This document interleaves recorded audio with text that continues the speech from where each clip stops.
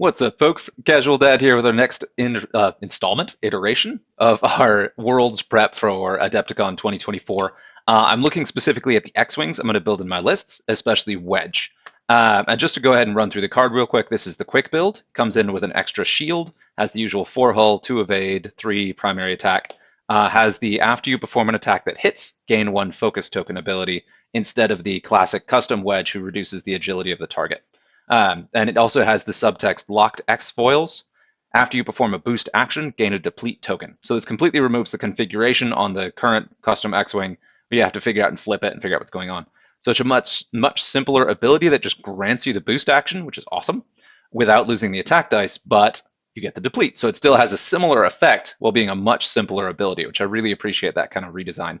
Also has the it's a trap ability that most of the Battle over Endor Rebels cards have. While defending, if there are more other friendly ships than enemy ships at range 0 to 1, you may reroll one of your blank results. Has Predator, so you get to reroll a single die on your primary attacks if the target is in bullseye. Has advanced proton torpedoes for that 5-die range 1 attack. And then has R2A3, who's Wedge's signature astromech with a single charge. After you perform an action, you may spend 1 charge to acquire a lock. So where this is really good is it's an Initiative 6 X-Wing with an extra shield that can focus boost target lock in the same turn, which is incredibly dangerous to get that double modded APT in a single turn. So you really kind of guarantee that you're going to get that against a target that you're going to hit extremely hard, and you'll hit first at initiative 6, unless it's another 6, but you know. Also has very defensive ability, and it's a trap, has the nice sort of sleepy offense for Predator, you just kind of have that, but then also is a very defensive ability in that after you shoot, you get a focus token back that you can spend on defense, which is awesome. Couple things on that. You can tweak this in a number of ways. One of the big things I mentioned before is that you can boost to get into range 1 to get that advanced proton torpedoes and lock. The downside is then you get a deplete, and deplete impacts both your primary and your secondary weapons. So if you're shooting the APT after a boost, you are going to end up losing that 1 attack die. So it's a 4-die attack instead of a 5. So it's no better than a normal range 1 primary shot, except for you have the hit to crit mod. So that's kind of a big thing that a lot of players in the Rebel Discord chats have been talking about teching around to get rid of. And there are a couple different ways where you can get rid of that. The biggest one being you could have Fen Rao pilot in your squad. You can also have Fen Rao crew. And as long as you do a maneuver faster than a 1 speed, I believe, and I'll check that in a second, a friendly ships at range 0 to 2 of Fen, whether it's crew or pilot, can remove 1 orange or red token when they engage. So that is a nice piece of tech that will let you focus boost and then get the target lock, and then also go ahead and remove your deplete token. So you get that fully modded shot that you want without the downside of that deplete. That's really good to go ahead and throw in there, just because that means that the shot is as devastating as you want it to be, and it's just generally a useful ability because it doesn't apply to just Wedge, it applies to your entire squad. Another piece of tech people have been talking about is Jyn Erso. So on that attack, after you perform an attack that hits, when you gain that focus token, you can choose to gain a evade token instead, which is also a really nice piece to make him a little bit more survivable. But with the extra shield and it's a trap, it's already a very durable X-Wing, which is kind of great, especially being Initiative 6 with that new linked action bar. And you can always barrel roll link to focus, and that, if that's one you can do without acquiring the deplete, and that's a really nice kind of reposition piece. So he's got multiple options to boost, multiple options to focus, multiple options to barrel roll. It's a really awesome action bar for an Initiative 6 pilot. To talk about the couple squads I'm going to test out this week, I did 2 of these. I did one in Launch Bay next and one in Yasby just to go ahead and do it. This is a 5-ship list, centers around Tycho, who's my personal favorite A-Wing, the custom Tycho, who I really enjoy, with the heavy laser cannon on there. Of course, then we've got Wedge, we've got Hull Oakend, then we've got Sabine and the TIE. Hull is in there as another damage piece because he also has that APT. This is the Battle of Yavin Hull, so he has the extra offense there. So kind of a fun one. And also, yeah, APT. Yep, and he can recharge it. Yeah, so he can get it multiple times, which is awesome. Yeah, and he can do that without getting the deplete or anything like that if he's just out of engagement. Anyway, the other piece of tech that's different here is I'm going ahead and putting the gauntlet on the table because I really want to and still haven't. And I'm putting Ezra Bridger in the gauntlet here. His ability is interesting. While you defend or perform an attack, if you are stressed, you may spend 1 force to change up to 2 of your eyeball results to evade or hit results. Now, there's no limit to that. He's got only 1 recurring force. You can only do it once per turn, but it could be an offense or defense, and that's if he's stressed. And the gauntlet has the red reinforce, so the action you want to do enables Ezra, which is one thing I really like about him in this build. You move in, you reinforce, and then you use him as a crew carrier mostly. So he's got compassion for the defensive piece. So if any of my ships are taking too much heat, I can go ahead and take the damage on Ezra instead of hurting those ships. That also is a way for him to recharge some extra force. Now, an alternative build on Ezra includes the Child, but you just don't have the loadout to do that as well on here. The reason for that being you have another way to recharge extra force between Compassion and the Child. So I think that's good, but I've got him in here as the Fen Rao crew carrier, and Fen Rao's actual text is, before a friendly ship at range 0 to 2 engages, if its revealed maneuver is 1 speed or higher, and there's an enemy ship in its forward arc at range 1, that friendly ship may remove 1 non-lock red token. Super powerful ability for Wedge, who's going to want to do exactly that.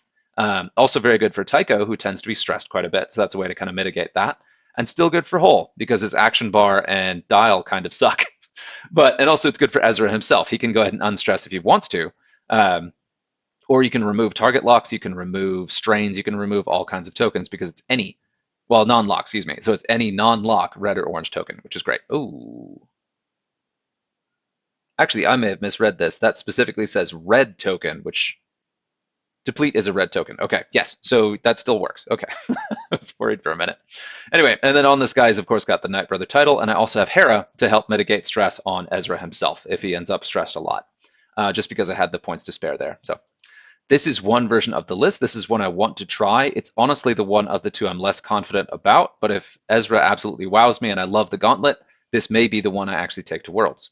We'll see. The other version of the list I have has mostly the same pilots. So I've got Wedge, I've got Tycho, I've got Hole, but the last two are different. So instead of taking Sabine Tai, I have the extra point here. So I went ahead and took Sabine A-Wing. And this may feel a little bit weird. Why not Keo?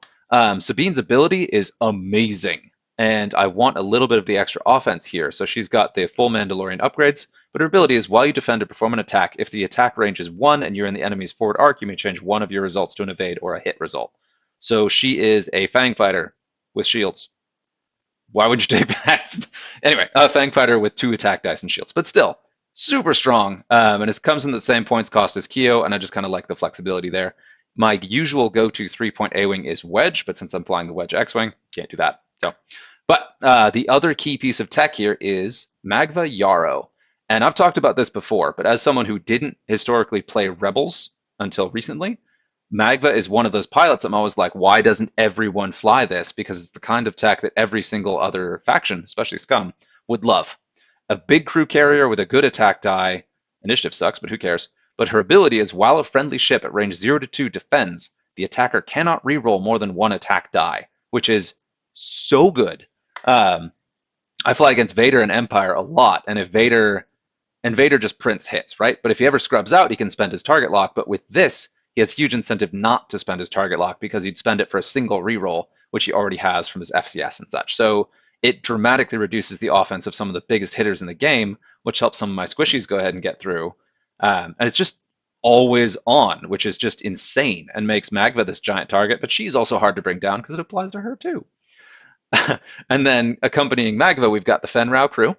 But then here I had the points, so I went ahead and threw Leia Organa on there as well, so that all 5 of these ships have an extra couple times per game, maybe once or twice maybe per game, option to mitigate stress in their maneuvers. So if they end up stressed, if they're not able to clear it, they can move as if they didn't have stress, and someone like Tycho can still get actions. You can still trigger the Fen Rao issue to remove those red tokens after that as well. Like, this is a really nice combination of stuff to have. The loadout on both of these, the exact upgrades I put in here, is still subject to change, but I just want to test out the chassis and see if the Fen Rao crew has the impact I hope it does, see if either the U-Wing or the Gauntlet is a useful piece to have on the board, if I can fly them without completely scrubbing out. So this is kind of in the final stage of testing because we're getting really, really close to Worlds, and so these are the 2 lists I'm going to fly, talking a little bit why I'm doing it. I still think that Han is really strong. There's really no reason not to take Han. You could also take the Lando Falcon from Battle over Endor. I think that's an incredibly strong piece. I am not doing those because I'm specifically bringing that Fen Rao crew. And part of that is because it's such a strong piece for Wedge, but it's also a really strong piece for Tycho, who's one of my favorite pilots and the one I want to fly. Likewise, Hull also benefits from that too, again, because his dial sucks, but he has a lot of offensive output. So there are a lot of reasons to do that, and it's one of those things that synergizes with multiple pieces in my list, and that's why I'm going ahead and trying that instead of Han. Because to be totally honest, while I did feel some of the strength in Han, I personally did not enjoy flying a Falcon. And that's kind of what it comes down to, right? If you're going to fly a thing all day for 2 days in a row, you do want to bring something you enjoy flying and can successfully fly. Um, and so I may be giving myself a bit of a handicap here, or a penalty, I guess, by not flying the power piece. But I do appreciate the recent nerf made it less painful to make that decision. So I've gone ahead and do that and done that, and we'll see how this goes, and we'll see how practice goes. So I'll put both of these lists in the description, and yeah, we'll see how practice goes. Thanks for the time. Good luck out there.